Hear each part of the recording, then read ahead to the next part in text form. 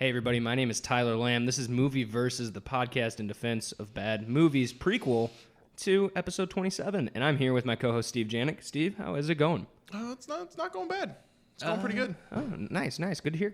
And we got the other co-host to my right on the computer, as in he is coming from the computer. He's not just on the computer, but it's Charlie Pixley. What's up, Chuck? I thought I'd be back by now. Nope. No, you were still banished to the Phantom Zone. Yeah, you still haven't. We're very close. You haven't this is like final stretch here this week. It's going to be a mad dash. You haven't acquired enough research for me to allow you to come back. Yeah. I mean, after that Resident Evil bomb that you threw out of, It's like we need more genres to see how many of them accompany sexual intercourse in a theater. Oh man, that would be. If they just started fucking right in front of you, and the girl just like looks right at you. Like I'm very uncomfortable. All I see is a little glint off her eyes reflecting from the screen. Exactly. On this episode, we're gonna Please go back and listen to that episode, people. Yeah, it will become more apparent to what is occurring. It was Resident Evil versus what was the other movie? It was the Resident Evil episode. I don't remember the other movie. Was it Rings? It was Rings. It was Rings. Yeah. Yes, it was. Yeah. So it was Rings. Ringoos. The Ringu. Versus Resident Evil, the final chapter. But this podcast, this episode, this is actually this is kind of a milestone because this is coming out a few days before April 1st, which April 1st was is our anniversary. Yeah, 1 year anniversary. In 2016, April 1st was I believe the paper anniversary. The paper? What? Yeah, I guess so. No, like anniversaries. Oh, I know what you mean. Yeah. When you're in a marriage, the first one you give. Yeah, I gotcha. So that's why. The first one's when we rip up the marriage license. Exactly. Yeah, for the paper anniversary. That's why, Steve, I just got you all those letters that are sitting on this table. That's your junk mail.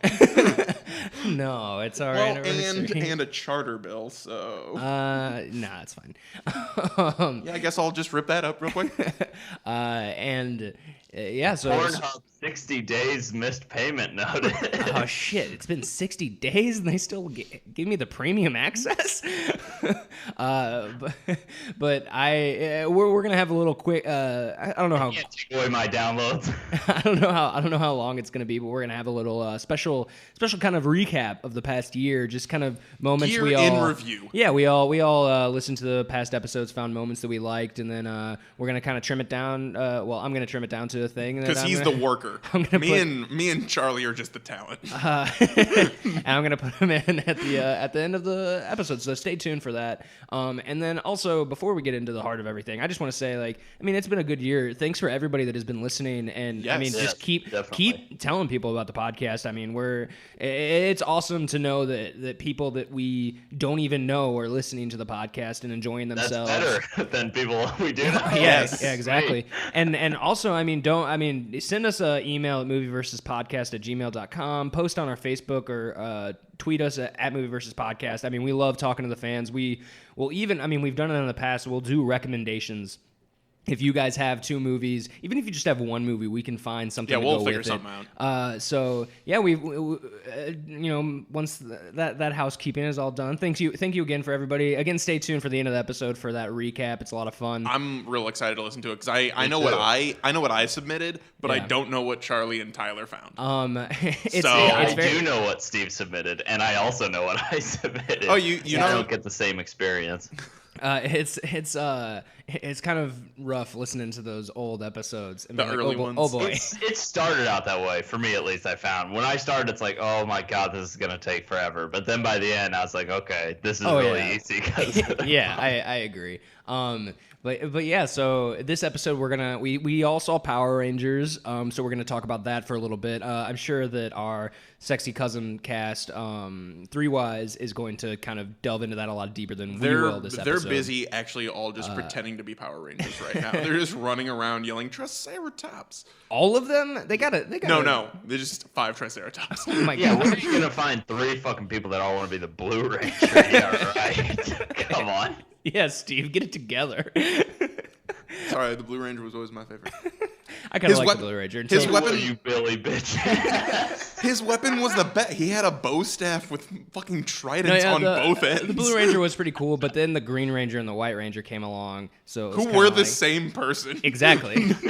Spoiler alert, So- people who didn't grow up in the 90s. So I mean, he totally stole the show from the get go. It's only because he had that baller flute. Yeah. Yeah. You know, dude. Jason David Frank is probably some talent that we could actually get on here. He would just want to talk about martial arts, and he'd be like, "Hey, you saw me in the movie, right? I was there for a little bit next to Kimberly. I don't even know that actress's Amy name. Jo Johnson. And it was funny. I'll say this real quick, and then we'll move on before we get back. But in the theater I watched it in, it took everybody about 2 to 4 seconds to realize who those people were. I was there instantaneously. It was one of those where it was a close up of both of them, and I was like, man, why does that dude look super familiar? I feel like, and she's That's that asshole at those Comic Cons. Yeah. Charlie and I always go yeah. to. Charlie and I walked in. He always wears the most magnificently sequined shirts. He was doing a martial arts thing for kids at one of the Comic Cons, and Charlie and I were just like walking around, and we were like, let's go see what this is about. And we walked in. We were probably there for maybe 5 minutes, and we were just like, man, fuck this guy, and we left. We were like, this dude's a fucking asshole. But hey, dude, he's getting paid. He's like still in the show, I think. Oh, yeah. Yeah. But anyway, we're going to talk about that movie. We're going to talk about the Dave Chappelle specials that just came out. Yes, I feel they like just that's dropped. I feel like that's a little change of pace we could discuss a little bit. And then more importantly, pressing matters, I'm going to assign the movies to Steve and Charlie. Which they're I am going very to see excited for. next year. Next year. Shit. Next week. episode, which is next week. And the reason I It'll take said a next little bit of a hiatus. the reason I said next year is because I figured we'd keep it on a roll with the special year anniversary thing. I wrote down all the movies that were in the original hat from the very first nice. prequel snap. episode, and from those. Steve might get Mamma Mia 2 eventually. No, not Mamma Mia 2. My Big Fat Greek Wedding 2. And from those movies, I picked 2 that I thought would I swear to work God, great. if I'm not watching. and My I Big Fat Greek Wedding 2. assigned them. And Steve, you're seeing Perfect Match. I don't even remember what that was. I don't remember who was in it, but it's some romance movie. Well, I mean, probably. And then Charlie, you're seeing It's a Big snuff Fat film. Greek Wedding too. Damn it.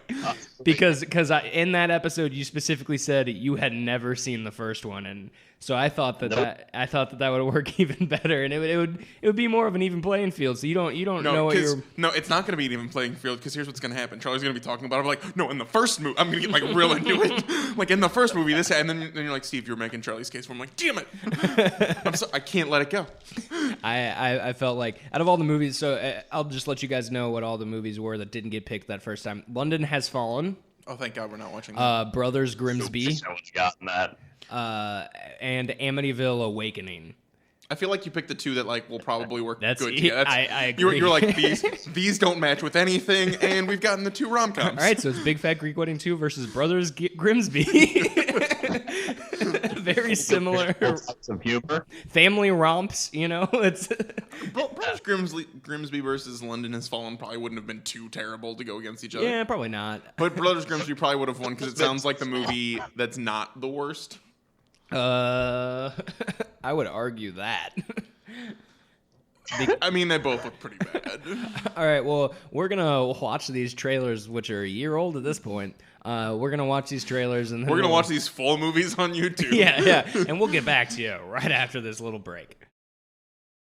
I've never heard of that before. Me either.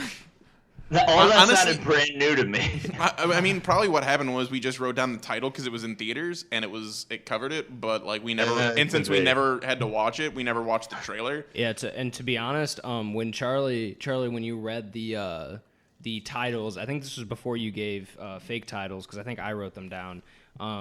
When you read off the titles, I thought you said, because you said God's Not Dead 2 first, and then you said The Perfect Match. You just thought it was and then like you went to I was like, oh shit, I thought you just said that movie was The Perfect Match. Like I thought then you were like, oh no, that's the movie title.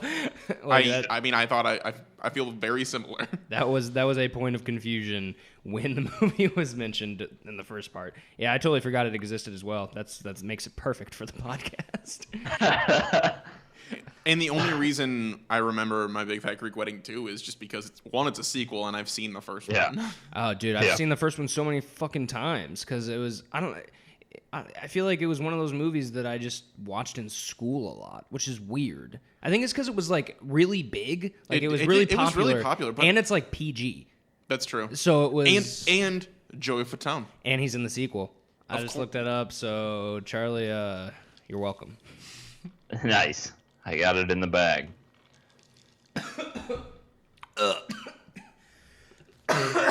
Sorry about that. I just that liquid just went down the wrong wrong pipe. I thought one of you guys would have saved the silence for a bit. I mean, no, we were watching you to see if you die because then we were like, I guess we don't have to do this anymore and just leave. Charlie, stop talking. I was like, oh shit, I gotta hurry up. Oh, too quick.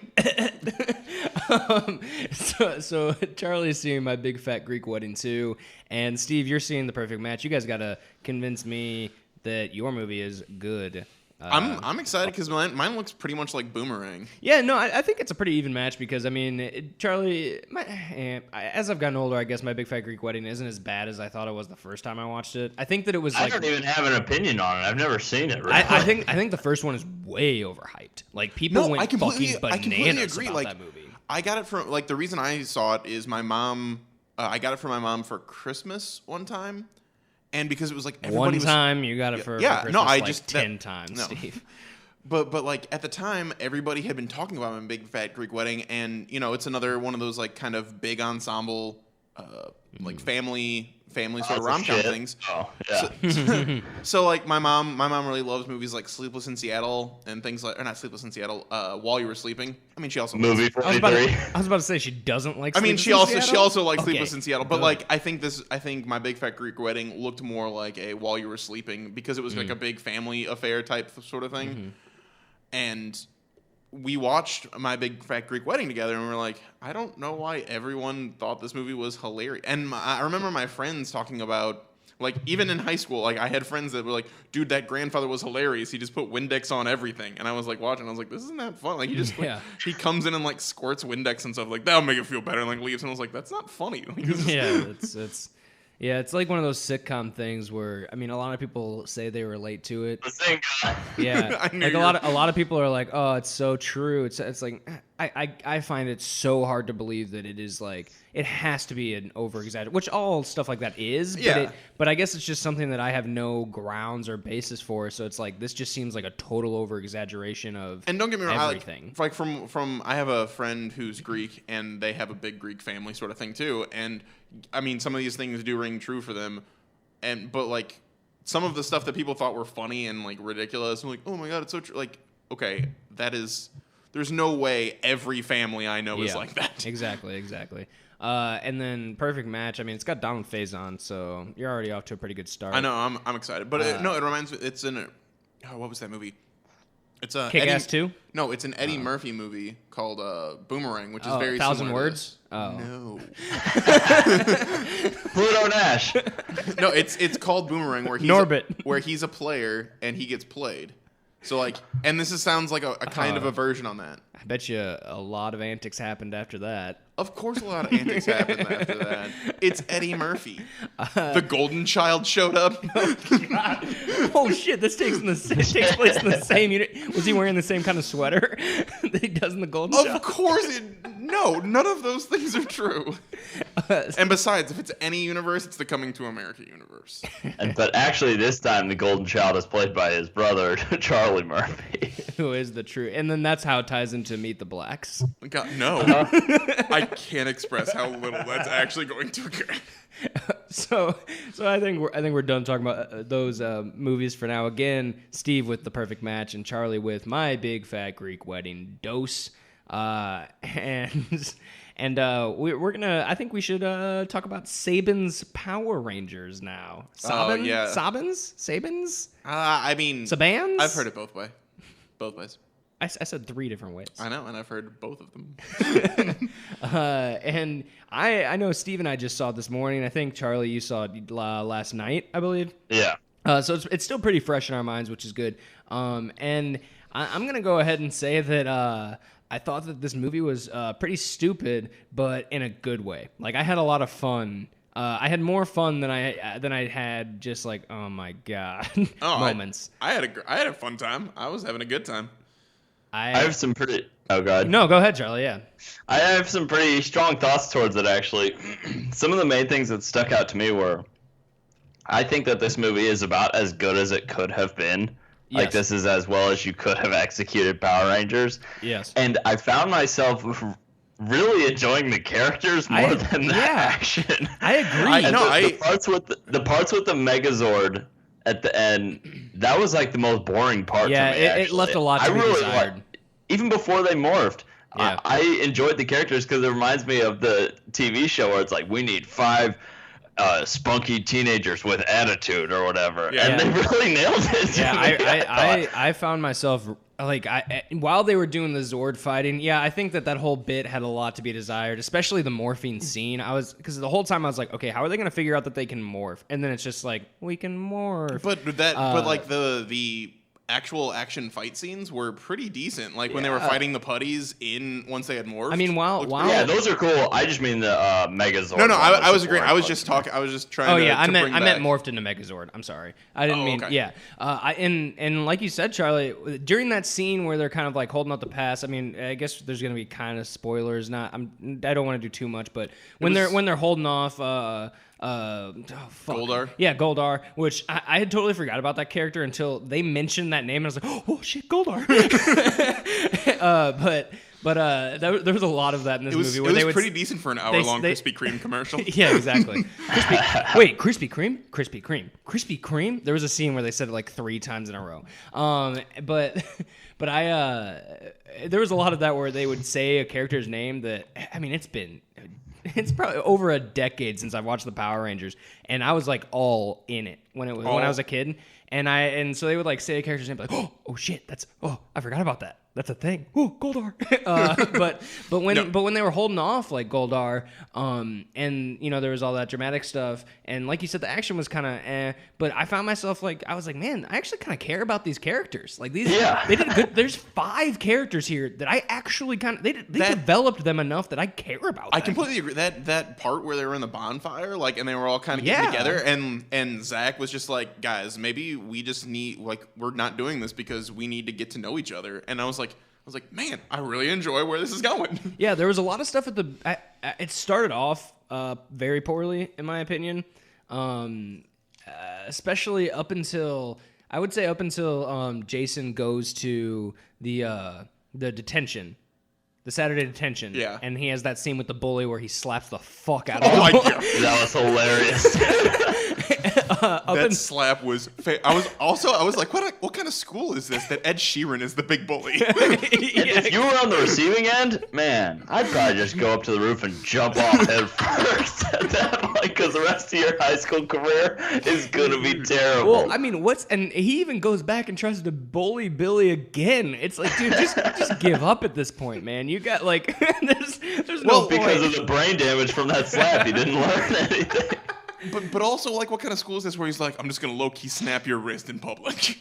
Yeah, that was... And then it felt pretty believable, at least the surrounding kids, then, when Billy headbutts him. Yeah, and he's like, shit, he just knocked him out. One hit cold! Billy Cranston! Yeah, that was good. It was... everything, in my opinion, was either goofy or lackluster until that scene. Because, like, Bryan Cranston dressed up as, like, some ancient creature was kind of silly. I was laughing my dick off. Yeah. Nobody else was. I was just like, oh my God, this is Emmy Award-winning Bryan Cranston dressed. And I was like, oh, this looks so fucking dumb. And then the Power Rangers first off, like, when they actually showed the Power Rangers title card, it seemed really out of place. Yeah. And it was very, very fucking lame. It was just Power Rangers in the bottom right corner of a black screen. I was like, what? Really? That was that's, what you... That's what... Right, font or something. It's like At least have the lightning bolt. At least have a lightning bolt. Yeah, it's like that's what we're getting is a just Power Rangers. Like, what is this? An art house flick? Come on. Yeah. And I did, with how many kids were in, I'm sure all of our theaters, that they made a joke about that dude jerking off that cow within like the Yes. first 2 minutes. that is Yes. true. Yeah, I forgot about that. That was scene like- was kind of funny. But then when that car chase was ridiculous to me. Like motherfucker. He just like turns down a thing, and the cops like can't find him. Well, not only that, but motherfucker, a cop car runs into the back of his car. So like already in a chase, yeah, maybe the cop car ran into it, but you would be charged with a felony. Yeah. and then he loses them like that. And Oh, then you're forgetting though. It's just a prank. yeah, it was just a prank, bro. And then he like gets in that huge car accident, and I'm like, well, shit, he's either dead or in jail. And then the next scene, he just has an ankle bracelet. He's like, I'm on house arrest. I'm like, oh, you gotta be fucking kidding me. I mean, Dog. if he's 17, it's not like they're gonna like. I mean, Fair enough, but hey, hold on. What's less believable is how much freedom he seemed to have. Like, my dad would have murdered me. I would have been chained to a radiator at that point. Yeah, that's true, dude. I would have been locked in the fucking basement. There's no way I would have. Yeah, that shit would have been. I think that. Okay, before we get any deeper, do you guys think that guy who played Jason, they couldn't hire Zac Efron, so they found somebody who looked as much like him as they could? He reminds me way more of the main character's brother in Bring It On. Oh, I can see a mix of that with Zac Efron. Yeah. I can totally 100% agree with you, Steve. And I've seen Bring It On a lot. That's I don't know why if I they use would've wanted that. Zac Efron though, just for the name. No, I sake. agree. Not that these people haven't been in other movies, but No, I know. I think that he looked. I think the first time I saw that trailer, I was like, "Is that Zac Efron? Is that?" he's a young cut white guy. Yeah, he has the Zac Efron haircut too.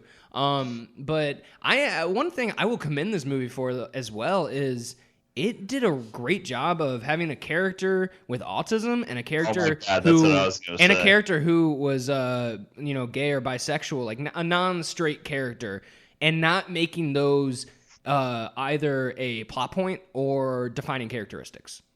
Like I thought they were they handled it so well, in that they still like joked about it with him, like when he said when he made fun of it, when he said like, oh, I'm on the spectrum, and he said like, I don't know, I can't even remember what the joke he made about it was. He's but like, he made is the that like joke. Tybo? yeah, that's Yeah, what it was. didn't present it in poor taste. It was just like him fucking around. He's like, it was just a joke. I mean, because they were already more or less friends at that Yeah, point. I felt. agree. So it was just nice that, like you're saying, it wasn't a defining moment for him or a character trait of him or anything like that. I thought they handled it really well. Yeah. I agree, and it was just a way to kind of develop the characters even more. It was like, oh, he is this really kind of weird and eccentric and kind of like odd but he's on the spectrum, but hey, like he's still like, these guys are still like super good friends with him. They like it was dealt with really well. The scene with oh god, I forget her name, the Yellow Ranger, Trini, yeah. Which I don't know why they kept on calling her a different name. Yeah, they like kept calling Dee Dee? it like it's really confusing to hear the word I guess Trini.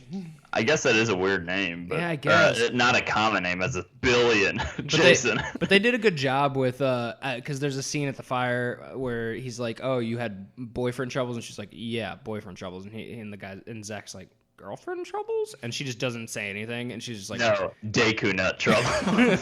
But I think they did a really good job of creating these characters that not only was the cast diverse, but their history and background were diverse. Yeah. And it wasn't like shoved down your throats. It wasn't like, hey, this is a plot point. It was, no, these are people. This is like their life. This is what makes them the person that they are. And it was kind of cool, like during that bonfire scene when he was like, "All right, Jason, you're up," and he's like, "I'm Jason. You fucking know, like you know my backstory." By the way, I thought this motherfucker had a memorial to himself in the school already. In that scene, he was walking to detention and he looked over and they had his jersey hung up in a framed thing with trophies and pictures of him. And I was like, wait, this motherfucker's still in high school, and they already have a framed memorial of him. That's how good he was. I guess so.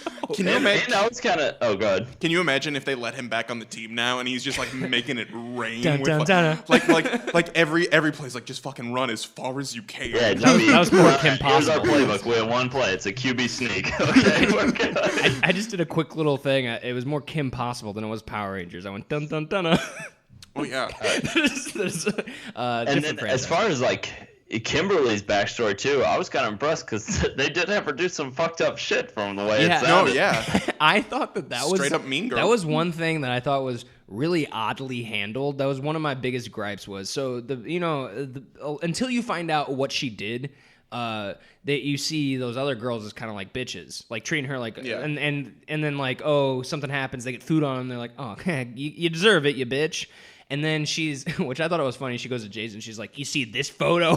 She showed it to me in privacy, and I was like, and Jason's like, It'll whoa, be whoa. in the director's cut. I just thought it was funny that she's saying how she got in trouble for showing this private picture and she's just shoving it to Jason, and Jason's just like, whoa. I feel real uncomfortable. But then later in the movie, so you find out that Kimberly's actually the bitch, and she did wrong. And then later in the movie, when they're fighting Goldar, there's something falls on the girl's car, and they're like, oh my god, and Kimberly's like, that's what you get. And I was like, wait a minute, we already learned that Kimberly's the cunt. Like, what is? Yeah, you should be making amends now, Kimberly. Yeah, like you're making yourself Yeah, I look guess worse. that's true. But I guess what I meant was like it wasn't something dumb like, oh, I tripped that girl. It's like, no, she legit did some fucked up shit. Oh no, yeah, I agree. They did. It's crazy. I mean, it was a 2-hour whatever movie, and they developed 5 characters pretty well. I completely agree. Like Like I really liked Zach's character. Like I thought his character was really well developed. Like I completely. was gonna say with Zach, if I would have just read the plot on Wikipedia or something, or had somebody tell me about the movie, I probably would have thought Zach would have been one of the more annoying ones. Just with like, oh, I'm the crazy guy or whatever, but they pulled it off. Yeah, and I enjoyed all of them. There were only like 2 things that kind of bothered me, and they were like things that I feel weren't addressed, but totally would have been. Like Billy just destroyed his mom's van. Like, and Yeah. that is never talked about again. That was pretty funny when it got hit by. Oh well. Well, yeah, I don't know and then how much- how many you also spoilers we wanna get into, see but- you also see he kind of talks about his mom, and he's like when he's doing the jump, and he's like, oh, you got to do this at certain death, you can't do it, your mom's gonna be alone. Like talks about how like his mom's gonna be alone and all this stuff, but it seems like he's just like, oh yeah, I'll do whatever, and I won't go hang out with my mom. Like it was kind of a weird thing that, whereas the Zach thing, I think they did a good job of him being like, yeah, my mom's sick, but then they would have a scene of him saying, hey mom, I'm gonna be out late tonight, like I'm not gonna be back. But Yeah. but then they tried to do that with Billy a little bit, but I don't think it worked. But it wasn't like too much of I feel like the difference is that like because of how Zach's mom is bedridden, she's just always there. Whereas I think because his father's dead now, that Billy's mom is one of like the working mom, like the gotcha. like I work this shift and then I go to this shift. I gotcha. So sort she of could have thing. been at work, and he's Yeah. just like, yeah, I can hang out here. Yeah, I gotcha. And when Jason first shows up to Billy's house, and the mom's like, "Oh my god, it was Jason." Yeah. Well, and I thought it was a little bad when he was like riding the bike and people were like, "Oh my god, it's Jason Scott," and I was like, "Come on, just."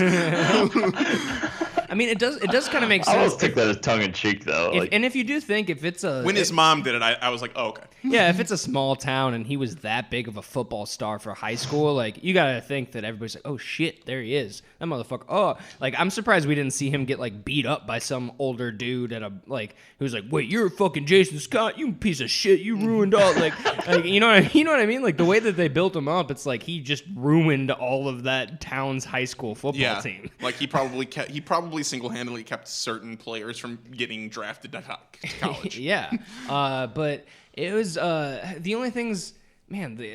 there was one other thing that I had a little bit of. Oh, so the Kimberly Or thing. that Trini's mom or dad didn't come in when she's getting thrown around a room aggressively. That was a little interesting. I was like, man, this mom already wants her to take drugs. She doesn't hear this loud noise. But that kind of bothered me, but I kind of let it pass. And then another thing that bothered me, but I kind of let it pass, was they made sure to cover their bases on why Zordon knew English. Oh, yeah. But they did not do that for Rita. Rita. She just knew English. Like Yeah. it was, and Unless they just say like she accessed the morphing grid or something with her coin or something like that. Yeah, I it don't was know. like I was saying, it was a small thing that I overlooked, but I thought it was kind of funny that they made a point that they're like, oh, we have to have Alpha say, oh, access the computer, do this, and he said it's a primitive language, and I was thinking, y'all motherfuckers are the primitive ones. Like, what are you talking about? English is the primitive language. Unless they were like They always I don't like know, English and is aliens that were more advanced and they were going to protect Earth's Zeo crystal. And yeah. Yeah, I guess so. I guess they just didn't really delve into that as much. I assumed that it was that's why we're getting the prequel. Yeah, okay, sweet. And I liked and I guess this is kind of spoilery, but I did like, because the whole time with Rita's staff, I was like, oh, so she, like, they can easily have something happen. She goes on, she's like, okay, after credit scene, I create the Green Ranger, because she's got that the coin. And I was like, this is perfect. Like, that's some really good writing to set up for a sequel for a franchise. And then there's an after credit scene where it's just the detention person calling the name of Tommy Oliver, I think. And that's and then you see, like, you hear Tommy Oliver and you're like, ooh, Tommy Oliver. And then they show just an empty seat with a green, like, Letterman jacket over it, and it's like, ooh, that's How do you guys feel? I know the cast, like the other Rangers, say that they want the Green Ranger to be a girl, and there are people that are real upset about that. So how do you guys feel if they were to make Tommy a girl? Because Tommy, I mean, you could use Tommy as a girl's name. All you'd have to do is make it like an I instead of a yeah, Y. or yeah. I don't know. I mean, I guess I don't really give a shit. Yeah, I mean, honestly, with how well they pulled off the autism and bisexual, homosexual kind of thing, like, no, but I mean, the way that they pulled off those different character traits and backgrounds, I think that They could do whatever they want. They could do that. They could do that, and it wouldn't seem forced or like over the top, or like, oh, we gotta be PC, you know what I mean? Like, Yeah. I think that whoever it was that wrote this movie, or I don't know, is the director, the writer. They should just be really progressive and have it be somebody that actually identifies as Dragonkin, because then they really fit the role of the Green Ranger. I think the thing is, for me, I think that if it's done well, I don't care. I agree. Like, I mean, personally, I don't care. Like, if they like all the girls in this movie were cool. Yeah, like fun, yeah. they're cool, strong women. I'd be down for just another girl just to be the Green Ranger. Now it's like whatever. Except Trini's mom was fucking crazy, though. Yeah, she was. Yeah, a little and much. Trini was like complaining about her family. I was like, Trini, your dad seemed kind of like on your side the whole time. She was like, well, okay, calm the fuck down. And you asked her 5 questions before she could answer 1. Like, let's back the fuck up. Like, no, I think that and see, I'm not held by like nostalgia like a lot of people are, and I think that's why I don't give as much of a shit. Personally, I think the problem people are having is like the Green Ranger was the one that I wanted to be. So if they make that a girl, I can't want to be the Green Ranger anymore. Yeah, see, I don't care, because the thing is with me, it's the thing that I liked when I was a kid is still there. So if I really gave a shit, I could just watch that instead. Like, I mean, why are you gonna complain about them doing something different with them adapting it? Should probably have a ponytail either way, though. Oh yeah, Okay. yeah. No, that makes sense. I think like she that. should. That would, that would look cool. That would actually be really funny. Especially if it was coming out of the back of the suit. Oh god. No, they just have armor for it, like an armored ponytail. That's great. And there's a morning star attached to the end of it. No, to be completely honest, I think it'd be cool to like bring in another and make, because they're like, from what I hear, the cast is like, we kind of want it to be an even split, three boys, 3 girls. Mm-hmm. I can see that. That's fun. I mean, I don't There really was care. there was something that my friend told me a long time ago when it came to comic book movies in general, where he was like, most comic book people don't want them, and I don't know if he's like truly speaking for everybody. You guys are more comic book people than me, but he was like, we don't want to see the same thing that we've seen in a comic exactly, because usually that's amazing. Like, the art's great and things like that. We want to see something different. So spin it around a bit and give us something new, because that's why they reboot comics and stuff. Yeah. We don't want to see them reboot and just do the exact same thing again. I think it's Yeah, but I don't want to see Superman as a woman who is also like handicapped somehow or Yeah. something. Like, well, that just doesn't like make sense for that character. Yeah, that's what I was gonna say. Something along those lines. And with Okay, so maybe there's a limit. well, I was gonna say Yes. with comic books, it's a little different because with your source material of the comic books, there's already so many different universes and different versions of characters and different that it's like. It's kind of weird to, as a comic book fan, to be like, oh, they're doing Superman, but like this, and you're like, no, that's not Superman. That's Superman from Earth, whatever. Like, why? Unless Like, you're establishing it as that, then yeah, whatever. yeah. It's, I mean, and again, I guess if they cast something and it's like Superman that I was like, wait, that's not Superman, but then I saw the movie and I was like, oh, hey, that was actually pretty good. They did a good job. Then, I mean, I'm not gonna like.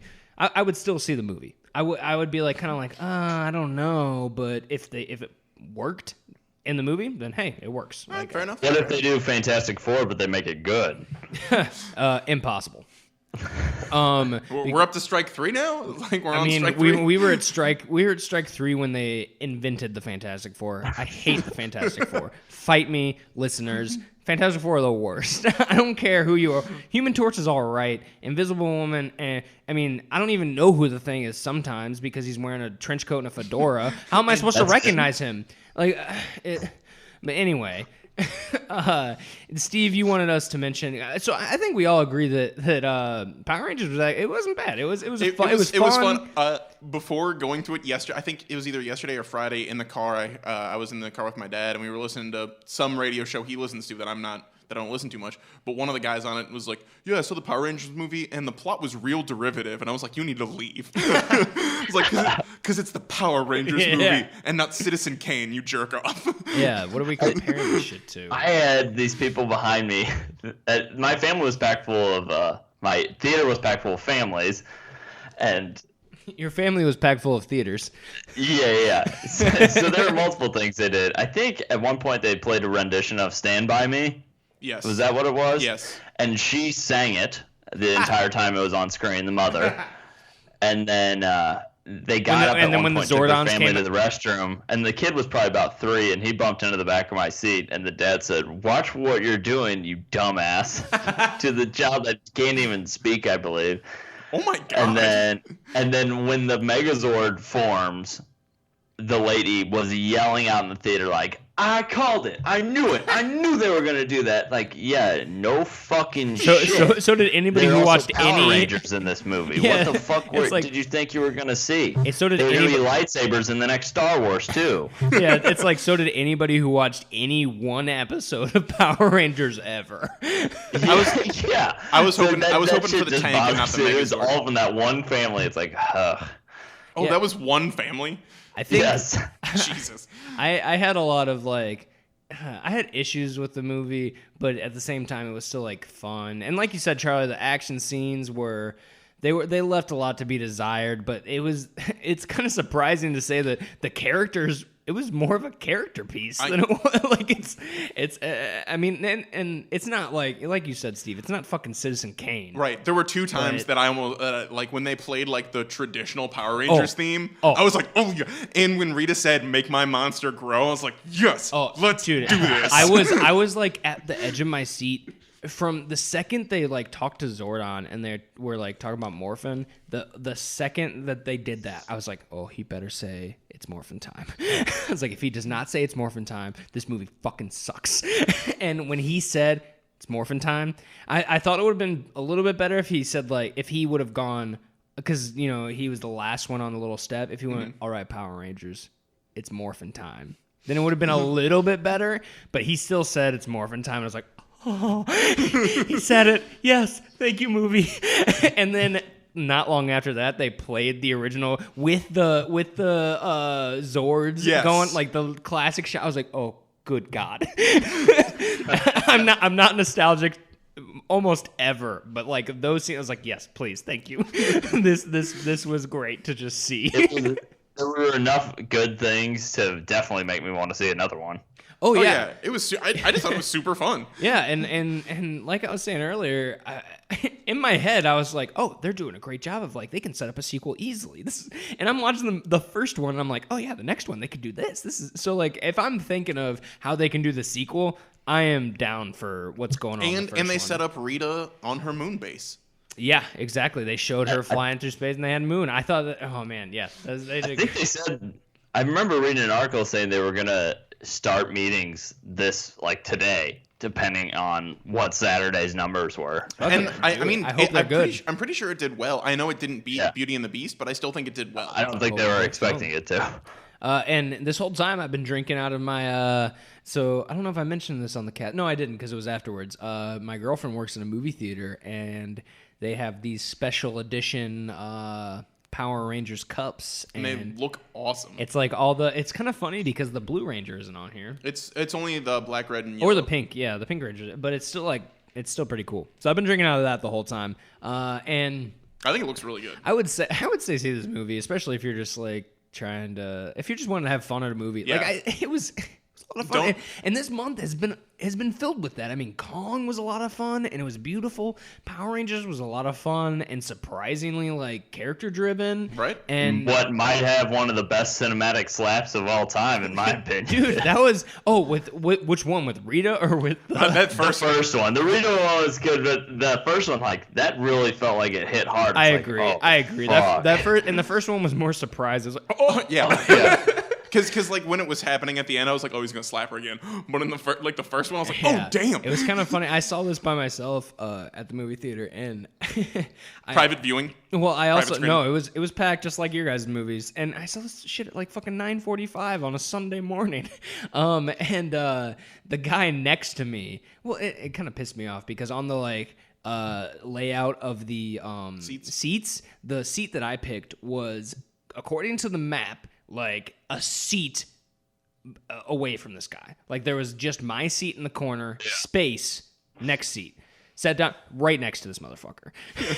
and Already not and it's like I kind of like look at this guy and we're both just sitting in the back row of a Power Rangers movie in our like late 20s by ourselves, and it's just like, well, yeah, hey, I mean, I'm not judging you. You're like, let's just watch this shit, I guess. It was just kind of funny to me. And Steve, you wanted me to bring up the Rotten Tomatoes score, and I think it's a good segue for a little segment I wanted to talk about. The Rotten Tomatoes score of this movie is at a 46%. So technically, this is on in our wheelhouse of how we decide what movies we should see. And it's kind of funny because I don't know how funny it is, but the user score is 81%. Oh wow. So that's almost I mean that's kind of like a Batman v Superman kind of thing where it was a really low critic score but a high user score. And I think this goes into an article, Steve, that you shared on our Facebook page recently. Yes. Where if anybody has checked that out. and I would say I mean we use the Rotten Tomatoes score as a basis to just kind of see, you know, what movie is quote unquote bad, but I think if you've been listening to our podcast for a while, you can tell that a lot of the movies we see, when we get to real thoughts, there are times where we're like, this actually wasn't that bad of a movie. Yeah. Like there's a lot of times, and I think that people hold the Rotten Tomatoes score, and I'm sure you both agree, they hold this score to a like fucking god level of like this is end all be all. It's gotten a little out of hand when they started putting like Rotten Tomatoes stickers on the DVDs themselves and stuff. Yeah. When they sell. Wow, I didn't know that. That's wow. And I think another problem is just the fact that people think Rotten Tomatoes is a reviewer. Like in and of itself, Right. it's not. They don't understand that it's an aggregated reviewer, and they don't understand that it's an aggregated reviewer of the reviewers come and say yes or no. There's no like, oh, 3 stars out of 5. It's I recommended, don't recommend it. Like it's thumbs up or thumbs down. There's no middle ground. There's nothing. So that's why you get movies that, I mean, even with Batman v Superman, I kind of understand how their critics will say, I don't recommend you seeing this movie in theaters. But then too many people did that, yeah, and it gets it looks to the point even where it's- worse. Yeah, and it gets to the point where it's like, oh, you know, even Suicide Squad, which I didn't really like, But I mean, man, if you're wanting to go see a movie in theaters, that's a fun movie to go see. Like, I think that a lot of people I think don't. What was that, Steve? I was just gonna say my favorite part about that article was I thought Brett Ratner. It was gonna be like a Brett Ratner rant. I thought it was gonna be like him Because it was like, a Brett Ratner article about how Hercules, which I know Charlie and I saw, and Charlie and I both really enjoyed that movie. Well, he was talking about BVS in it. Oh, he was? I actually, I'm not going to lie. I didn't read the article. You posted it, and I saw it was Brett Ratner talking about Hercules, and my first reaction was... Well, it was just a picture of Hercules. They didn't talk about it. I thought he said it ruined Hercules. No, he was actually referring to BVS because part of his production company did something with that. Okay. So he does have skin in that game too. But like the best part about the article was that I thought it was going to be like him just like angrily yelling about it, but he was like, no. He's like, I love movie criticism, but like movie criticism is no longer like an article of well thought out thoughts. It's just yes or no. Yeah, it's been boiled down. You can get the best little blurb in like 10 words out. Exactly. It's just not like people who are reviewing movies now aren't reviewing movies in a way to review them. All they want is people just want that yes or no. Well, that's just this is gonna sound fucking, like I'm an old head or something, but that's internet culture. And in a nutshell, as far as reviewing something goes, and there's a podcast that I know Charlie has listened to before, we both used to listen to, where the way they would rate movies, like as a joke upon how the internet reviews movies, they give it either best movie ever or worst movie ever, because nothing on the internet is all right, good, okay. It's kind of bad. It's either best movie ever or worst movie ever. That's pretty good. So it's this whole thing that people look at that, and I've even seen people that I know personally on Facebook say, "Oh, I'll wait for the Rotten Tomatoes score to see if it's good before I go see it in theaters." It's like, man, if you want to go see it in theaters, just go see it in theaters. Like, what does it matter if some critics say? Because I think this podcast has kind of made all three of us realize that. The Rotten Tomatoes score is a good kind of basis to go off of to be like, oh, how is this critically received? But we have all seen movies that we've enjoyed that critics have put on, like, and I'm not ashamed to say that. Like, I've enjoyed a movie and been like, man. Now you see me too.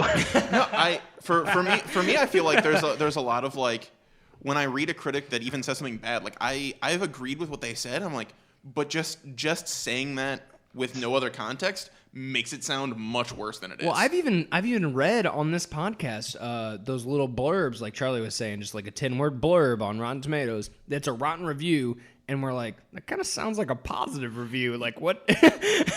Like what are they talking about? Real fun time. I enjoyed myself. No. Fuck this movie. I think that, and I hope that.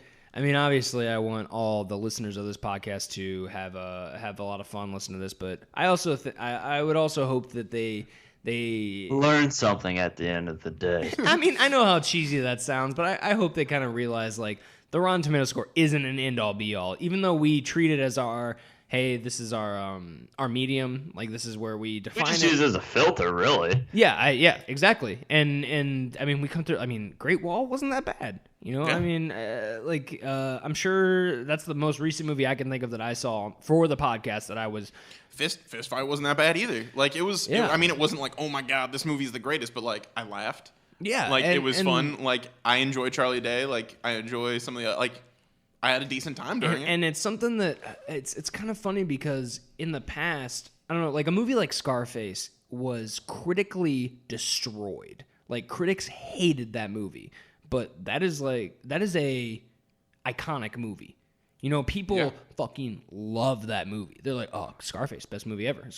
We love fucking Scarface. This is great. And I don't think because a site like Rotten Tomatoes didn't exist back then, they don't realize that if you opened up a newspaper when Scarface came out, it would be 1 star. This movie's fucking awful. Don't go see it.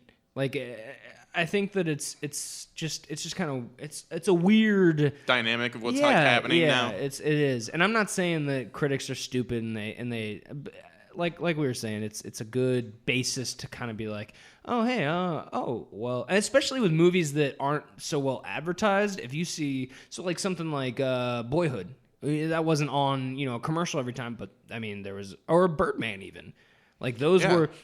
were critically acclaimed. It's like, oh hey, I haven't heard about this movie, but critics say it's awesome. Like, let's go see this. Yeah. But if you're seeing trailers for a movie and you're like, this looks great, and then you look and you're like, oh, critics say it's bad.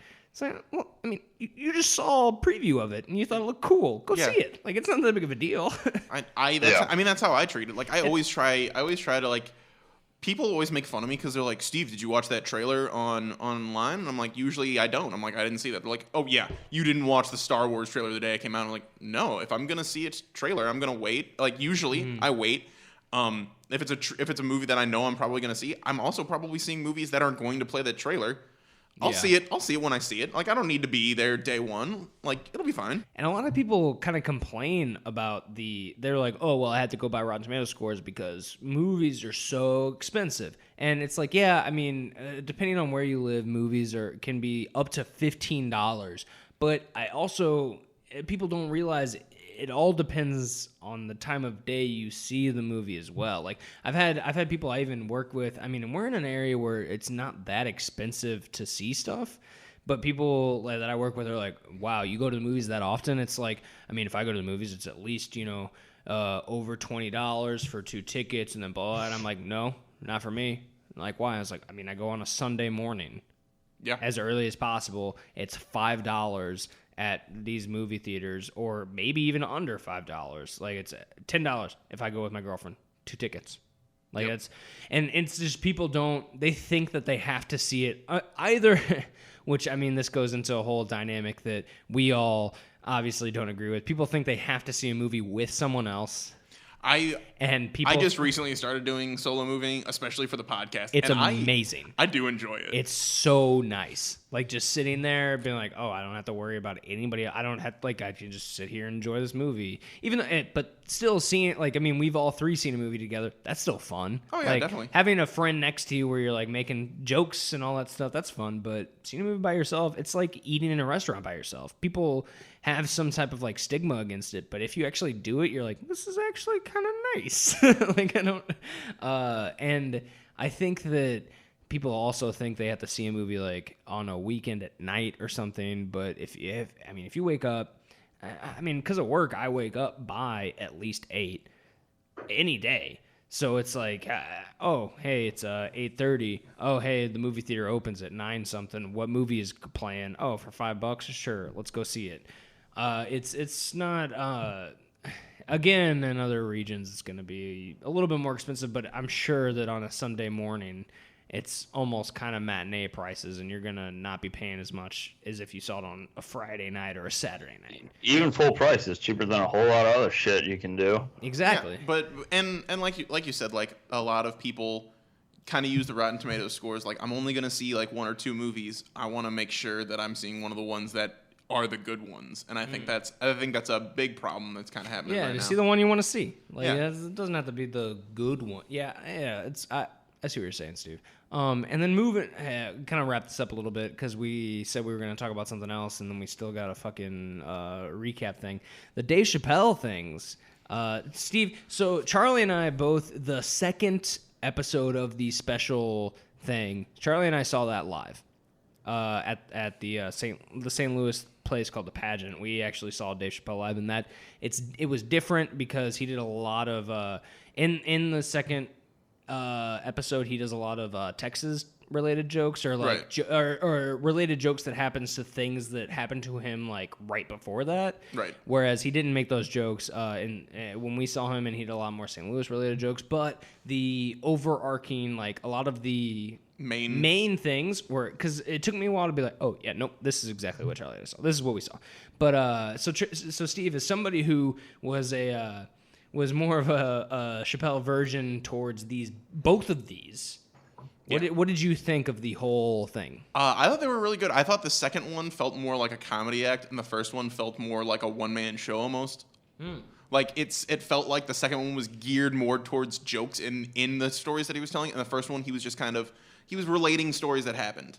And they were like, there were funny parts in them, but it was more like the second one sounded like he was changing them a little bit more to make them jokier. I gotcha. So I think that, and Charlie, I don't know if you agree with me, but I think in the first episode, special or whatever, the whole Kevin Hart bit was maybe the highlight. Like, that shit was hilarious. Him going to see Kevin Hart with his son, and then his son, like, laughing his ass off, and Chappelle being so pissed off the whole time. He's like, I do this too. I liked him talking about going to Detroit and not being able to go, saying, like, I ain't no fucking superhero. Oh, yeah, and he goes to the Oscars instead. Giving the homeless people, what? He goes to the Oscars instead. And also donating half his money to chewing gum to give to the homeless people and shit like that. I very much enjoyed myself. Yeah, that's classic Chappelle. There's also a line in the second special, which it's one of those bits that Charlie, you and I saw, where he's talking about the sex tape that his wife saw, and then it's like the sex tape of him beating off to the sex tape, his sex tape or something like that. And he says something along the lines of, yeah, we, she made a lot of jokes at my expense, and it really hurt my feelings. Yeah, and he just looks so, and he doesn't break the character of being sad about her hurting his feelings, even though like he's already built this presence of him like giving her shit about a lot of stuff, and it really hurt my feelings. And I think that is one of the top points in my opinion of that whole. Oh no, that was really funny. What my problem. The thing that kind of bothered me about the second one is that he told two very long, involved stories that were funny, but we didn't really get what really happened. Like about those kids that threw the snowballs at him. Like we don't know what exactly happened. See, he didn't tell that bit at Charlie and I's thing. That was a whole different, because that tied into the banana throwing. And that was really funny, and like he made a good joke out of it, but like he doesn't say exactly what happened to those kids. Because he could have pressed charges and done. And I see what you mean. Gotten in big trouble. He didn't tie up anything, whereas in the first one, all his stories had an ending. And then they came back later. And then the other one, the other story was the one about him eating his son's lunches, and then his son getting into a fight about that. Like I feel like you should tell someone that this is your fault. Yeah, but because one of several things is gonna happen where like. They believe that the girl was biting lunch, and that girl has this weird like stigma about her eating other people's lunches, and she might get in trouble for that too. Mm-hmm. Like, I feel like someone should tell someone about this. Charlie, what did you like? I think you only were able to watch the first special because you had some internet issues. Yeah, it wasn't working. The second one wasn't working for me. What did you enjoy the first special you watched? What did you think? Oh yeah. Definitely. I think that he's a legend at the end of the day. It's hard not to if you're somebody that watches his comedy and you're like, oh, this isn't funny, then I probably question your sense of humor at all. Like for me, what he really nails is he finds the sweet spot, and not to get too heavy into this podcast, but he finds the sweet spot of kind of eliminating bullshit from both sides, in that he can kind of shit on some of the weird trans movement stuff without being like totally hardcore, like this is all fake bullshit, but kind of shitting on the parts that are a little extreme without being then, you get what I'm saying, not like totally one-sided about it either. And really, to be famous and to be on that level, you have to be like legend status to be able to do that, and then still not get that much flack or anything. Do you get what I'm saying? No, I do think that he does make trans jokes and all that stuff in his. Just any touchy subject like that. Yeah, exactly. Just finds a sweet spot of like, hey, you got a point, but he's really good. Don't be super ridiculous. He's really good at riding that line of, hey, this may be a touchy subject, but hey, I'm still gonna make a joke about it. But it doesn't ever seem just kind of. It doesn't ever seem forced or. He doesn't like, seem antagonizing to any of the groups. He's making just a joke and some of the ridiculousness about it, but he's not attacking. But movement. and also he might be making jokes about the specific thing, but he's also making jokes about the other side at the same time. That's he does that's what you're saying, Charlie. He does a really good job of and that just goes back to him being. You said legend status. This motherfucker is a comic genius, and it's just so. And I know that when Charlie and I saw him a couple of years ago, we didn't even, because it was. It's Dave Chappelle, and it was like, hey, Dave Chappelle's coming back. It was in that time where it was like, oh, Dave Chappelle's touring again. He's at the pageant. Buy tickets now. Yeah, and Charlie they're and I already out. I think we bought tickets and we were nowhere near one another. It was not even close. I mean, he was on like the upper level on the other side. I was on the balcony on the other side. Yeah. Exactly. He was on the balcony on the other side, and I was on the main floor on the other side of Charlie. And we saw this act, and it was after it ended, whenever Charlie and I regrouped and we got together, it was like, I could have listened to that motherfucker talk. It was a 2-hour stand-up thing, and we were like, we could have listened to that dude talk for another 2 hours. Not even just like comedy. There's something about just the way he talks that is very just engaging.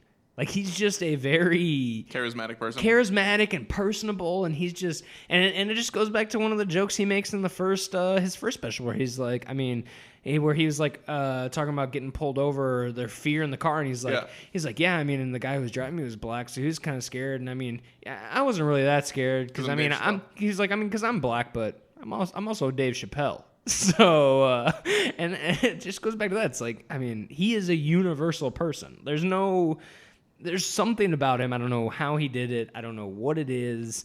I don't know if if it's like, oh, he wouldn't have been this without Neil Brennan, or if it would have been him. Regardless, you know what I mean?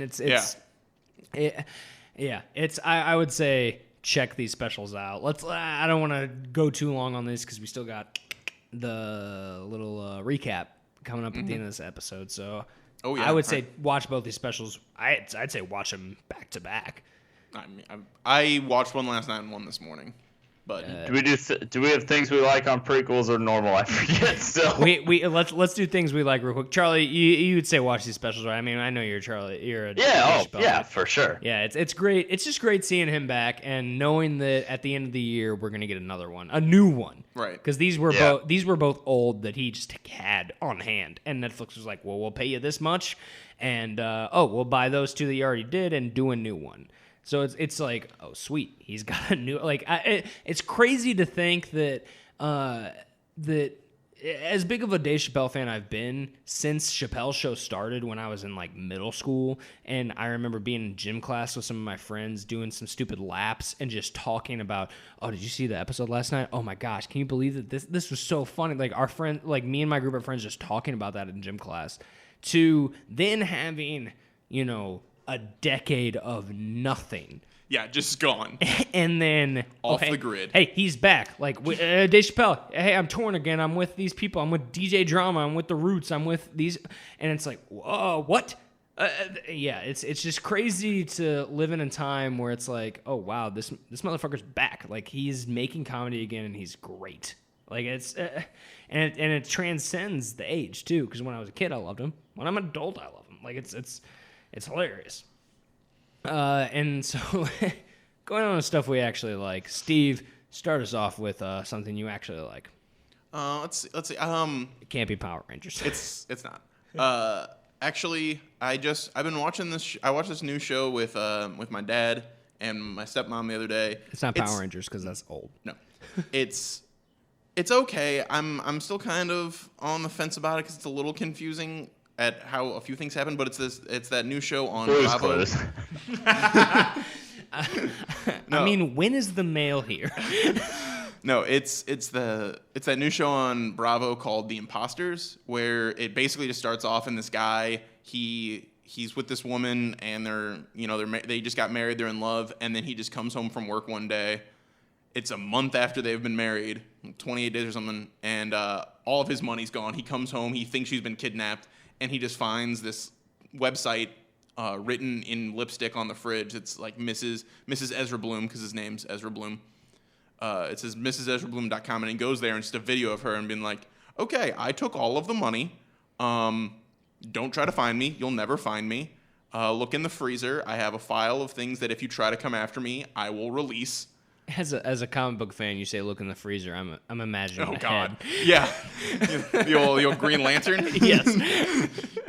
No, it's a file that has it's basically some stuff about his dad, about how their business was built on a lie about stealing a patent from somebody, and Stealing a Patton Oswalt. yes, stealing a Patton Oswalt, and also his dad having an affair, and so it's like, if you try to come after me, that will be released, and he's already down like $1 million from like everything that she took from him, and so he's like considering killing himself, and then a guy that she did that to before him comes to his door and is like, hey, are you Ezra Bloom? Like, yeah. Like, is your wife this girl? Like, yeah. Well, not really. He's like, not really. And then he's like, yeah, but she was my wife too, and she took everything from me. And so they get together and track down a third person she had married and taken everything from. They should have called it Eskimo Brothers. Well, the third person is a girl. Ooh. Eskimo siblings, whatever. Yeah. So they're trying to track her down while she's pulling another job somewhere else. So like it's kind of like two storylines of like her doing that, and eventually they find her. So I'm not gonna like ruin anything, but like partway through the season they find her, and then more crazy things happen. So you said this is on Bravo? Yeah. So is this RuPaul's Drag Race? Yes. Okay. No, all right. no, but like you find out later that she and her team, like it's a con team, but they are receiving instructions from someone mysterious referred to only as the Doctor. Ooh. And so you're Peter like, Capaldi. yes. So you're like, I don't know what this is about, but I'm intrigued. It's got a lot of like, I kind of want to see where this is going. Like, it's not the greatest show. Like, there's a lot of loose ends that kind of could use some tying up occasionally. Like, I don't understand how you guys got to this point or whatever, but there's enough intrigue happening that I want to see where it goes. All right, cool. So what was the name of it again? It was called The Imposters. The Imposters. Steve likes The Imposters. Charlie, what is something that you real watched? quick, sorry, something I forgot to bring up during Power Rangers was that I found interesting. So this movie is marketed towards, I would say, a wide array of ages, right? Okay. And I like that multiple times throughout the movie, they're like, we get Rita, and then we fucking kill her. And everybody's like, yup. I just thought that was funny for a Power Rangers movie. Nobody was like, well, I don't know, should we actually kill her? Everybody's like, hell no. We get her, let's just chop her head off. Well, no, I'm pretty sure at one point, like, Soren's like, we have to kill her, and all the kids are like, But later on, Jason, and when they're at the football field, is like, let's go and let's kill her. Oh yeah, the second she goes gotta to kill her. Yep. Yellow Ranger's place, and she's like, yeah, Rita. I liked that too, where Rita. It made it seem like the Yellow Ranger was gonna like go on Rita's side a little bit, or like kind of betray him. But then she just meets with him, and she's like, yeah. So Rita came here and told me all this shit, and she said if I told this secret to you guys, that everybody. So what was the secret? It was this.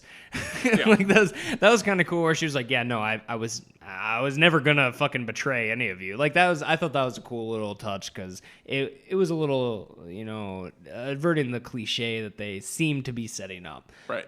Charlie, what was something that you actually liked? I would say two things. One, I'm excited that I'm going to Lollapalooza, and they swapped out the weekend for the Killers at like the last 5 minutes before midnight. That's an interesting swap. Well, because Weeknd, I think Killers are going to release an album later this year. That's why. But Really? The Weeknd apparently got butthurt over his billing because he got second billing to Chance the Rapper. So he's like, no. Oh, we billed this Grammy Award-winning artist higher than this non-Grammy Award-winning artist. Sorry. Weeknd doesn't have one? I thought he had one. Oh, does he? He might. Even regardless, it's Chicago, so it makes more sense Oh, anyway. yeah, shit, it's Chicago. Chance the Rapper's going to draw in fucking droves. Like, Yeah. that's... Yeah, it's gonna be crazy. But I wouldn't mind seeing the Weeknd either. But I'm just excited for that fest because it's got lots of variation of So artists. you'll be coming out of your cage for this? Yeah. But then I would say my main thing has to be the Justice League trailer, of course, was dope. Yeah, we didn't even touch on that I at all. wasn't gonna bring it up because I figured I would like just screw with you guys if that was a thing that I liked. It was amazing, and to I know some listeners may be pulling their hair out. The Weeknd has won 2 Grammy Awards. Mainly, it's Justice League. Yes, the Justice League trailer is pretty awesome. I did watch it. You did? Yes, That's surprising. I saw an article already. It was on the Wrap. It was like 17 terrible things in the Justice League trailer, and it's like, okay, let's see what this bullshit is. If they make valid points, whatever, that's fine. Yeah. But some of them were like, oh, Barry Allen grabbed the Batarang in such a stupid way. It's like, are you What? fucking kidding me? It wasn't even a parody article or anything. They said like he had, of course, he had to grab it in such a flamboyant way. He couldn't have just grabbed it like a normal person. Like, wow. Wow, that's Oh, like okay. that's like homophobic as fuck. Because isn't Ezra Miller gay? Is Ezra Miller gay? I think I he don't is. think he is. I thought he was. So I like don't to know. say that he Either way, grabbed. but it's not homophobic. He was just saying like because he just like pointed out of the air, you know, instead Dude, of I just would like grabbing totally- it. But I would who totally wouldn't do that. I mean, It's a bladed weapon. You gotta be careful. Tyler, it really wasn't like homophobic No, or anything. I know. but- I guess if I could have sworn that he was like an openly gay person. So to say that he grabbed something in a Flamboyant way. flamboyant way is it's very true. like, If he what? is- that doesn't mean that he couldn't though. Still, No, I'm not saying that, but like, yeah, I know what you mean, but like, I hope you understand what I'm saying too. It's. Anyway, it doesn't matter. And yeah, he has like come out as queer or whatever. Oh, I So did not it's- know that. Yeah, so that's kind of weird. that's weird. It's kind of queer. Get it? Steve is face palming right now. Steve, Charlie and I make stupid jokes no matter what. Yeah, I'm kind of used to it by now. So yeah, that just like trailer was dope. Lollapalooza is probably gonna be a lot of fun. So you are going. I know you said you were thinking about selling your tickets depending on the headliners. I'm sorry. What? You said you are going to Lollapalooza. I know you said you were thinking about selling your tickets depending on the headliners. Yeah, I think I am gonna go. I need to check with my vacation time and everything like that and make sure it's good. Just because now that it's 4 days, like okay, so I'd have to take off Thursday, shit. Friday. If Thursday, Friday, then I'd have Saturday and Sunday off, but I'd need Monday for travel time, and then Yeah. Thursday I'd miss part of that if I'm driving up during the day, unless I drive up very early in the morning, which I've definitely done that before from here to St. Louis. So Yeah. I just gotta plan everything out I right. did not know that it was 4 days now. Wow. Yeah, that is an intense. Yeah, I'd rather them go back to 3, but we'll see. I mean, they've only done 4 for the last year or two, but I think that's the definitely only fun. I think that's the only type of venue. I know Charlie. We've gone to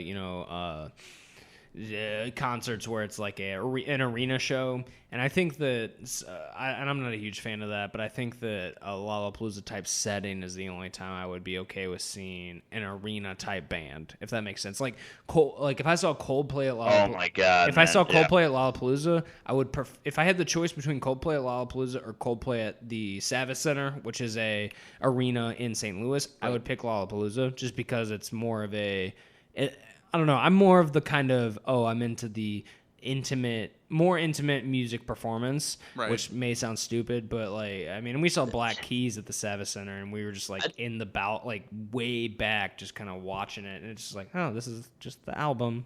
Like, The other what- thing I do say, and it depends purely per artist too, but with Coldplay too, it does help when you have a full arena because they got the Xylo bands and all Which sorts I of totally sweet understand. pyrotechnics stuff. So they're just different, but they're both cool. But yeah, Lollapalooza's a blast. I definitely recommend any festival to somebody if you get the chance. It's And- a lot of fun.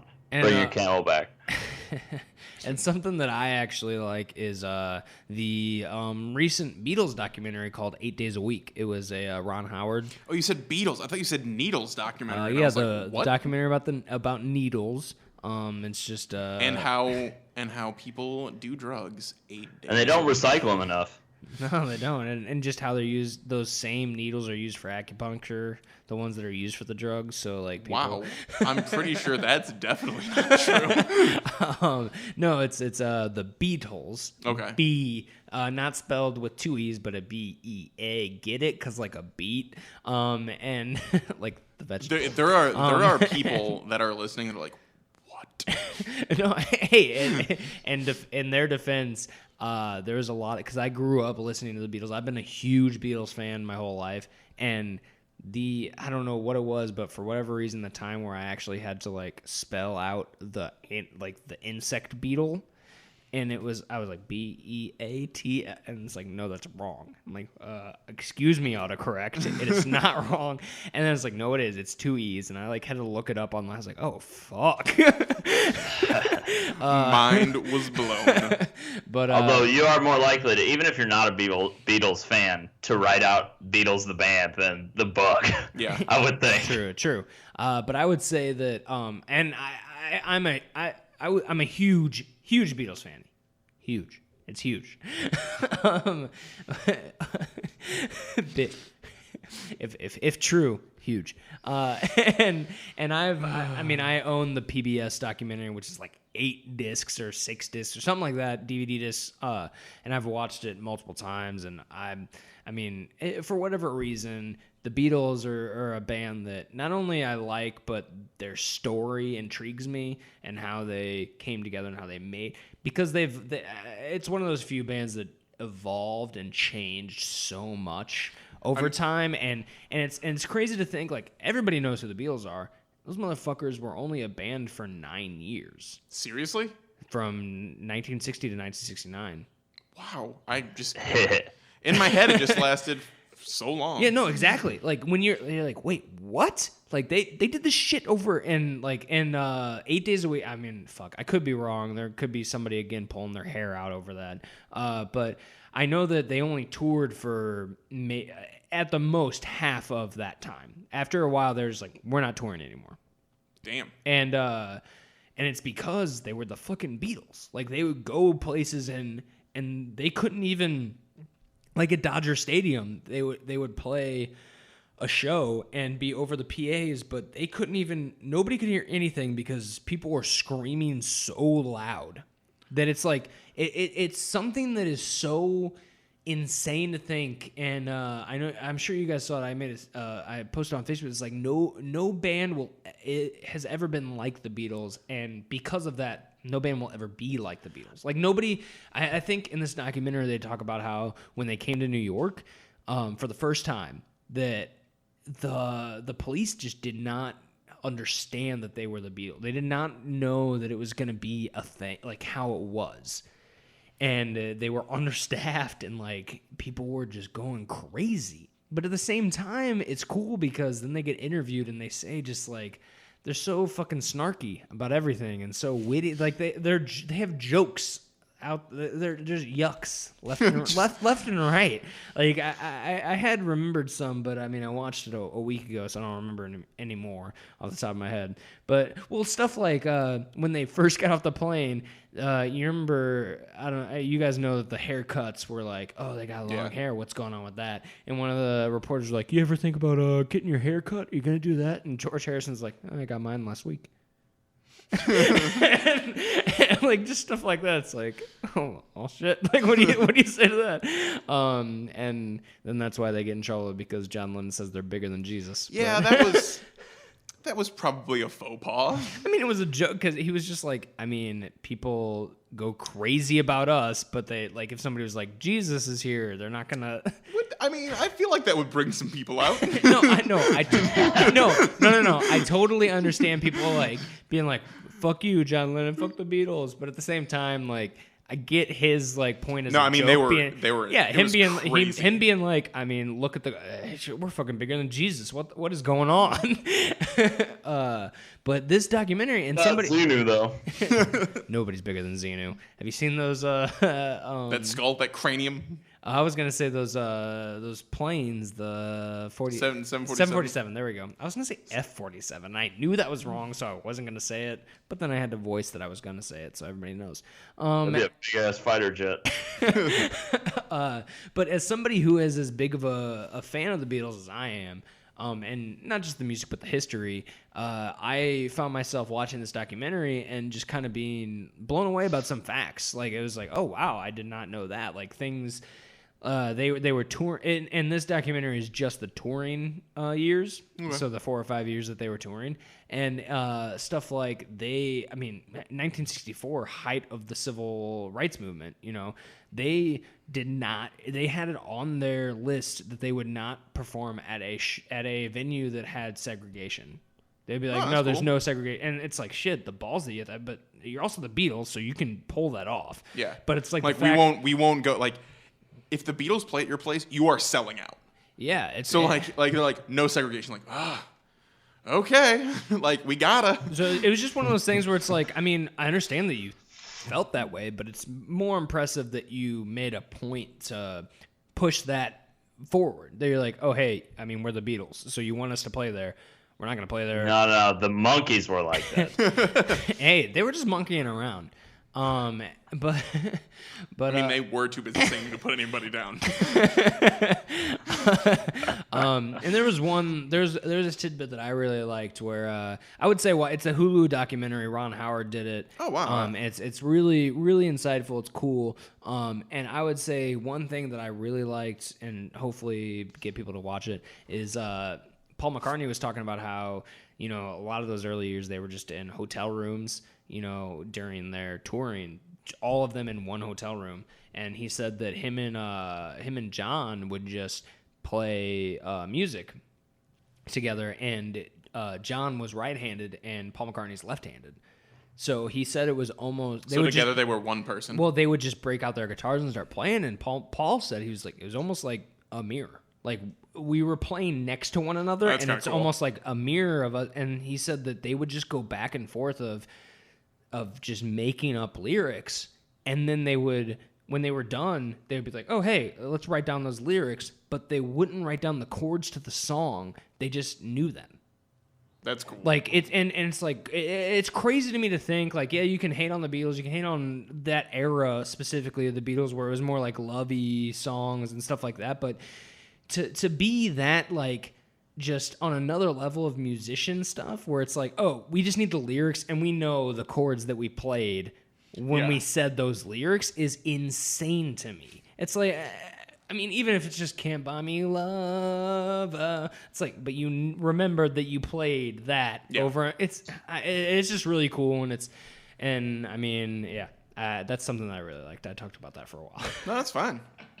And other than that, we got to wrap this up because we got that recap. This is gonna be a long one, people. I hope you've strapped in. Yeah, put your seatbelt on, and then just sit. And if you're listening to this in your car, just sit in the parking lot of your work until it's over. Oh man, do not get these people fired, Tyler. Until it's over. Just go ahead and clock in if you can on a website. No, do not it do via that. phone. Stop it. Nobody's checking. I swear. You know what's even better? Is someone like in their car, like, should I? No. Steve said no, but Tyler said yes. The way Tyler says it's They really should listen to convincing. me and just go take a shit in their boss's office. Oh, there you This go. is getting worse. Wait, hold on. In their office, not in their office's restroom.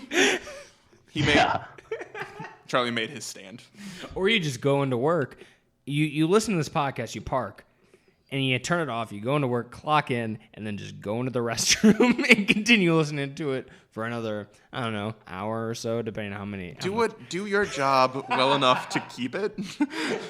Steve is That's not that great though either, Steve is Steve. Yes, Steve. No. Do it well enough to keep like. Oh, yeah. They exceed it there. Oh yeah, I'm the problem here. You guys are like take a shit on the desk of your boss, and I'm like, do your job to Give me in the be ground. do your job well enough to keep it, and you guys are like, Steve, that's terrible advice. At least For you, that's low, Steve. all right, that's fair. We'll take all of that into consideration. And hey, if you lose your job, email us at this is a. We cannot give people Hold on. jobs. No, Be hold on. legally responsible. This is a Joe Groller from our Sexy Cousin podcast, Three Wise Radio. This is like his level of segue. I was going into, if you do lose your job, email us and let us know at movieversuspodcast@gmail.com or tweet us at movieversuspodcast We cannot give you a job. I'm just going to say that please do not think that we are going to employ you. I'm not saying that we will. Just let us know if you lost your job because you listened to our podcast, and we will print that email out, frame it, and put it on. Steve looks so disappointed. I'm so concerned about our listeners right now.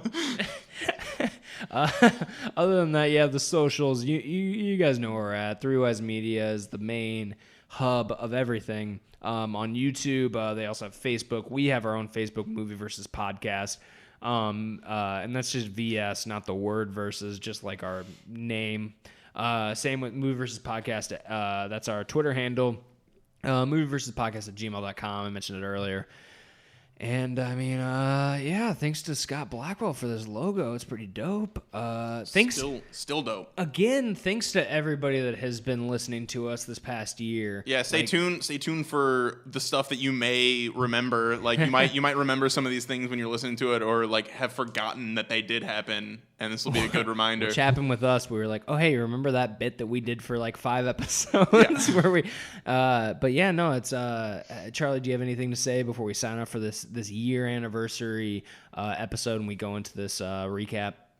No, nothing really. Thanks again, like you said. Yeah. So yeah, again, I mean, cannot emphasize enough. Thank you to everybody who's listened to us, and thank you to everybody who's maybe has reviewed us on iTunes, has just listened to us or recommended us to a friend, like anything along those lines. But we need more.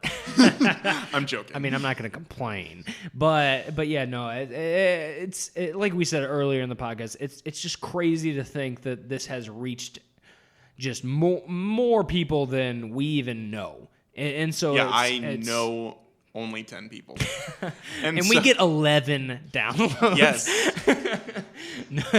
I have 11 separate IDs. but no, yeah, it's again. I mean, we've said a lot. Thank you to everybody, and I know I speak for both Steve and Charlie when I say that. And I hope that you enjoy this this little recap of the past year of us trying to make everybody laugh, and not only that, just us having fun. And with that being said, I will say bye. Movie Versus! That was the final push you needed to get that Melissa Joan Hart tattoo, right? Yeah, exactly. And it's a full back tattoo.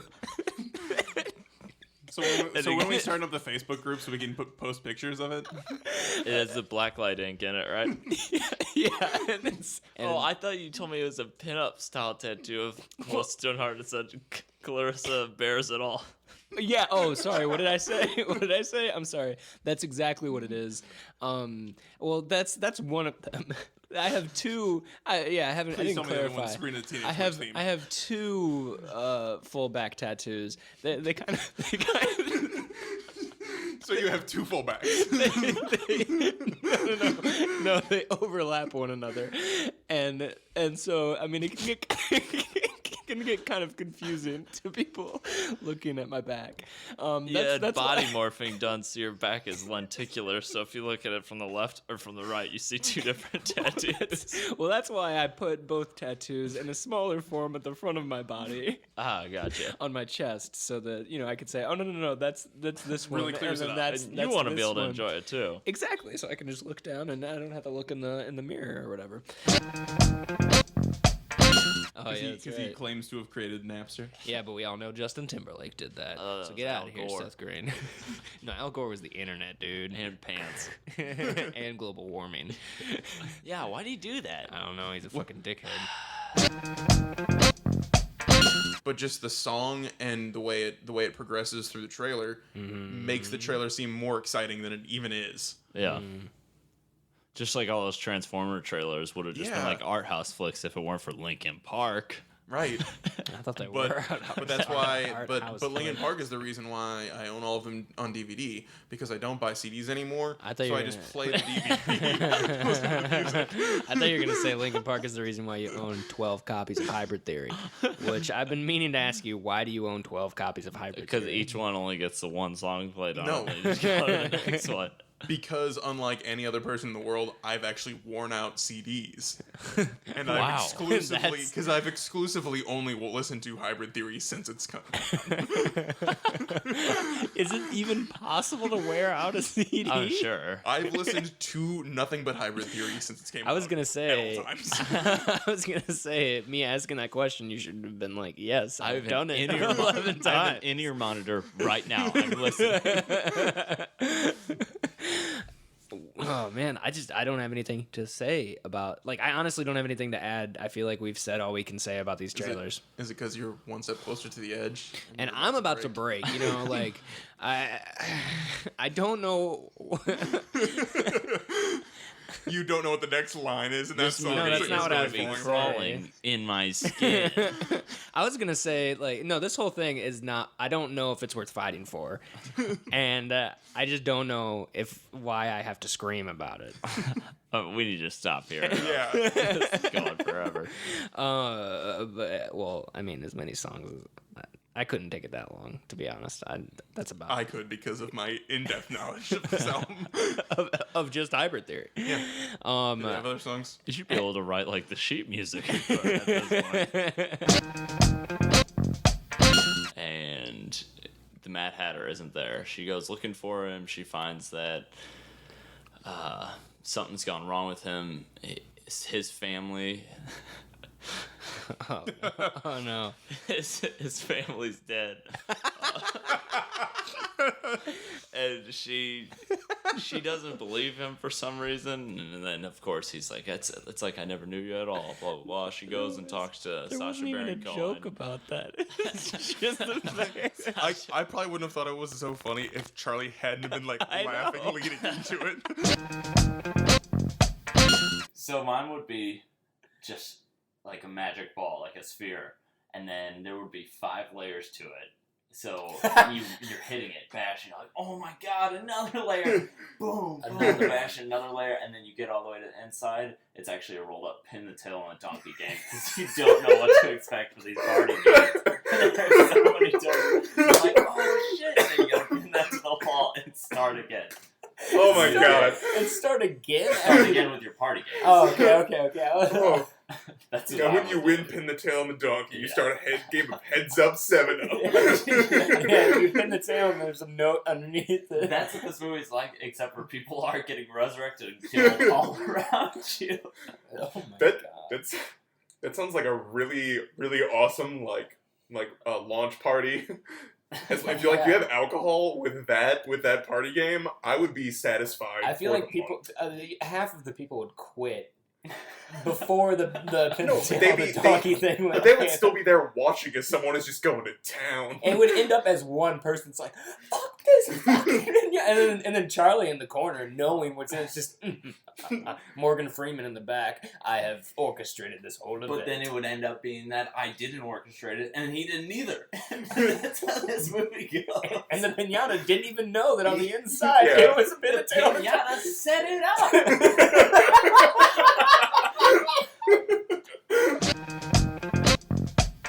Yeah, I'd definitely be down for a second showing of that.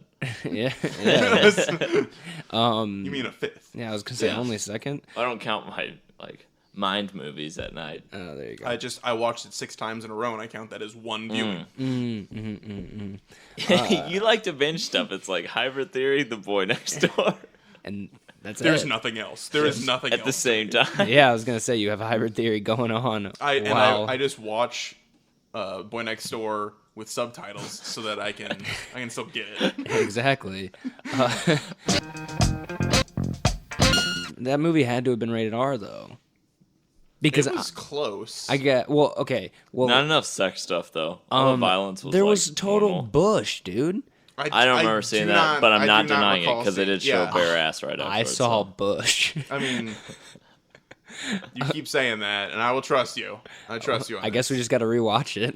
Please no. In Charlie's movie, Orlando Bloom's stepbrother, who's, Tallahassee Bloom? Steve told us his name was Tallahassee Bloom. Is starring. And they used bullet time, and she jumps real high in the air. It literally nothing comes from that. Real tall jump. Tallahassee wilt.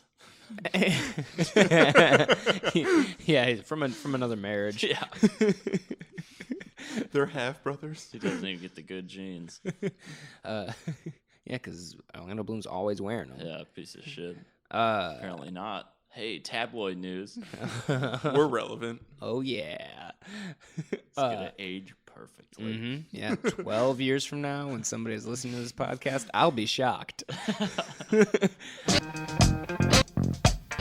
he might have produced it, but Nightmare on Elm Street is a Wes Craven joint. Like the No, original this is a one Wes Anderson one. Yeah, this is the one that Wes Anderson took over, and so Okay. it's real, just unique. Starring And Jason Schwartzman. Starring the Wilsons. Jason Schwartzman as Freddie. Freddy. Freddy. Wow, I mean, why do you get in our dreams? Wow, he's just all over.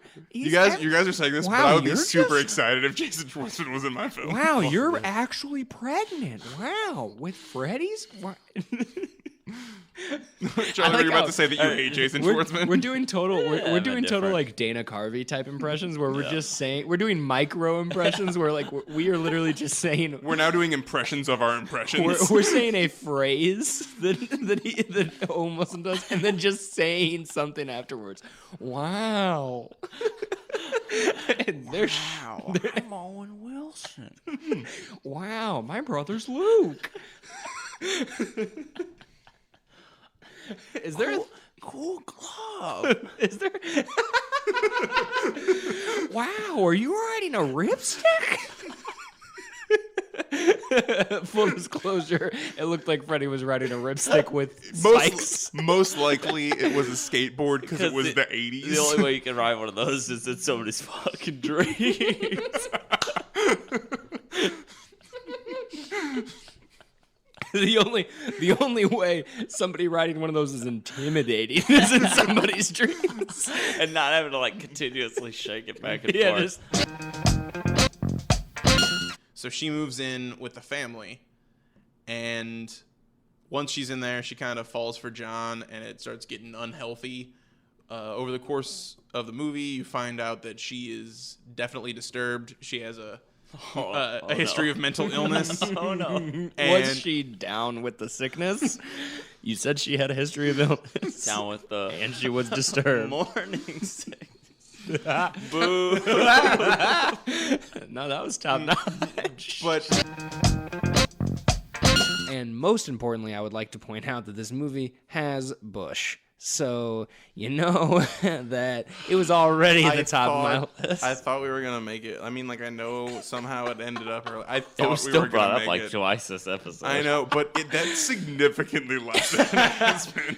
I'm just letting you know, Steve. You don't want us to bring it up, but I think the listeners crave it. Really don't think they do. Steve, I get tweets and emails. That you were sending Minute by yourself, I just thought or that- Kevin is sending. Anyway, this has been the Bush Bros podcast where Hasn't we all been. It is not that. Please. Steve's podcast where he talks about how much he loves Bush, and Charlie and I stick around and Agree humor him. with I'm gonna start my own podcast where I just cry all day. So you're just gonna record your life. Yeah, Okay, well that's it's a slice of life podcast.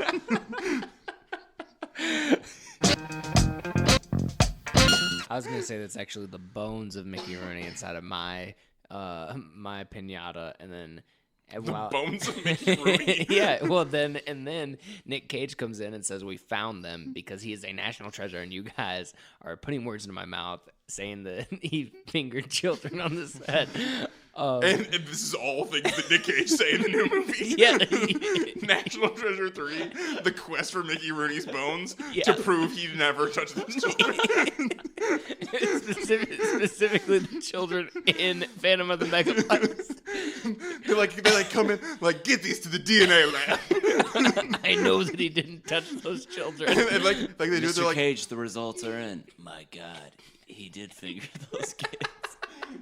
and then like, Fade to black. and the person would be like, This is dark. like, not only would he have washed his hands, but like, there should be no DNA evidence. This is 20 years later. There's no skin anymore. Those Mickey Rooney There was- bones. We found semen on his bones. His semen on his bones. What would that do against When he- him if they found his own semen. Confirm that it was No. What that would They were like, what that would prove and- was that he donated to a sperm bank and now has millions of children And they're around the like, world. they were like, and Nick Cage and that's when the real twist comes, is that one of those kids. is Nick Cage. No, No, it's one of the kids that's favorite. Oh, you took that in a way darker direction than I was. Oh, I was saying that one of the kids was Nick Cage. Oh. So he found the bones to his real dad. But originally, I was gonna say they also Unlocks found. those traumatic memories. I was gonna say they also found Nick Cage's DNA on the we bones. we need to stop this immediately. Probably. We're gonna get flagged and removed. Fair enough. The only one dumb part of chasing I didn't like was when somebody grinded with their feet down a rope. Ugh. But whatever. Dude, did they just sick 180 afterwards? Were they wearing No. Vans or soap shoes? Oh, they were wearing Soap some shoes. sweet soap shoes, dude. They were soaping that rope hard. Well, it's the Assassin's gear is hidden blades and soap shoes. I mean, you go into a movie, the lowest expectations yield the highest results. But I do not like Emma Stone at all. So Yeah, no, she was unbearable. Oh well then. Wow. Okay. Well, just That settles if I'll be watching. She has an this. she has an entire solo, and she just can't really sing. And I mean, obviously, this is a bad thing to mark it off of, but I just don't find her attractive. And then standing next to the god sculpture that is Ryan Gosling, it's hard to not. But I mean, his beard is just so perfectly trimmed all the time, Yeah, I mean there are dudes where it's like can't even get mad at him. It's like, all of the shit, time. So I'm just like, he wouldn't be with her. He You're should. you're just sitting in the movie here. You're too good for Remember, her, Ryan Gosling. Remember, he's with Eva Mendes, so Oh man, he should be with me. All right. Tyler would treat him like a prince. All right, Tyler, hit me with the final thoughts. Delve as deep down this crazy rabbit hole as you desire. Okay, well, it turns out that he wants to. Now that his daughter got her period, he wants to fuck her. Okay, so the Baron is still trying to maintain purity in the line. Yeah.